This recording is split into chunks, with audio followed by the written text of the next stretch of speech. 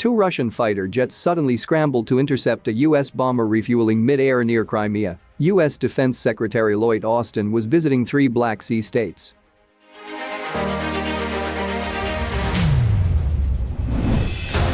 The high-profile trip for the normally low-key Pentagon chief demonstrated that aside from facing down Chinese military expansion in the Indo-Pacific, the administration of U.S. President Joe Biden sees the Black Sea as a key front in challenging Russia.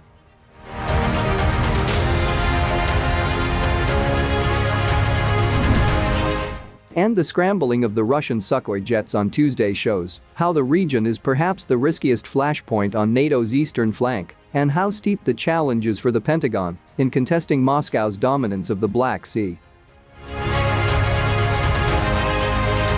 Austin this week visited Georgia, Romania, and Ukraine, seeking to shore up Western allies from the former Soviet bloc. In Tbilisi, he and the Georgian government initialed a plan for a new 6-year military training program. The United States condemns Russia's ongoing occupation of Georgia and its attempts to expand influence in the Black Sea region through military coercion and malign activities, Austin told Georgian Prime Minister Irakli Garibashvili on Monday. Russian troops currently occupy two breakaway regions in the country.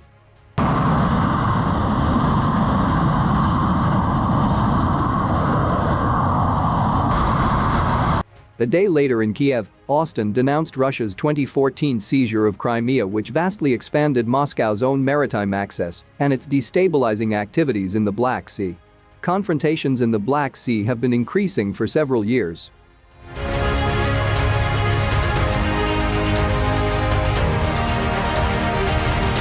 In November 2018, Russia fired on and then seized 3 Ukrainian naval vessels operating near Crimea, returning them and their crew nearly a year later. In June this year, Russia patrol boats and fighter jets harassed and threatened a British warship as it sailed off the coast of Crimea. A few days later, a Dutch Navy frigate, like the British in the region for exercises, experienced similar menacing acts over a 5-hour period in the northern Black Sea. Yet so far, the efforts to contain Russia have had little impact. Austin's visit aimed to rev up those efforts, focused on building stronger security cooperation between the states on the Black Sea Rim. It means more military training for Georgia, arms and patrol ships for Ukraine, and, for NATO member Romania, home to nearly 1,000 U.S. troops and a potent American Aegis missile defense unit, strengthening it as a node for Black Sea region coordination and intelligence. The U.S. goal is not easy, a Pentagon official admitted.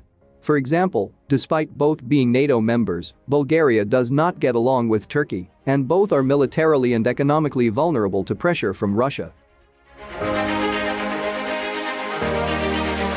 And Turkey, which dominates the southern Black Sea, is skeptical of having more US and NATO ships patrolling the area to prevent Russia from dominating the region.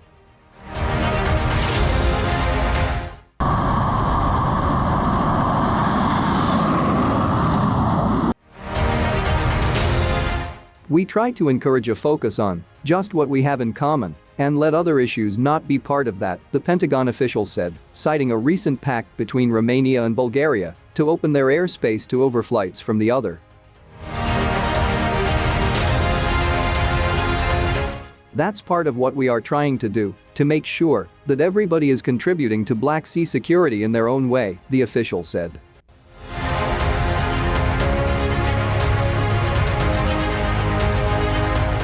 Black Sea allies have sometimes worried that there is not as much focus there as on the Baltic region. Part of what we are often saying is that the Black Sea is as important as anywhere else, the official said.